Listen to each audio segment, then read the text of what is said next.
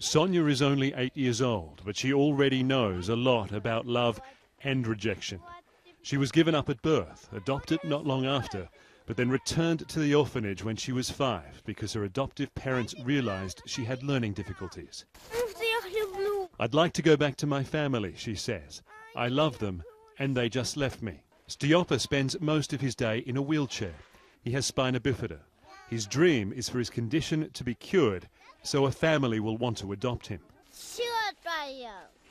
6-year-old Collier doesn't know why he was given up at birth. He says, "My parents kicked me out of the family.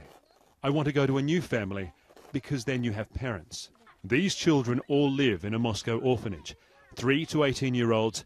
Some live with disabilities. Most don't. They're among Russia's 130,000 orphans. In 2011, only around 7,400 were adopted by Russian families. Despite the obvious need for more people who are willing to love these children, Russia has banned Americans from adopting here. And some officials are now pushing for a total ban on all international adoptions. The orphanage director, Nadezhda Hrikina, supports international adoption because she says there aren't yet enough Russian families willing to do it. She says she hopes the government will now encourage more Russians to adopt. Some Russian officials fought for the ban on American adoptions because they claim Russian children are often mistreated in the United States. It was also a response to an American law targeting Russian human rights abusers.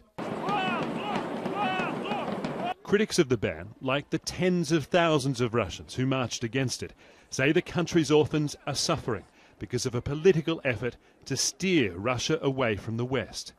The debate has split Russian society, but few here have ever spoken to its orphans. Vika has been cared for by the state since she was 7.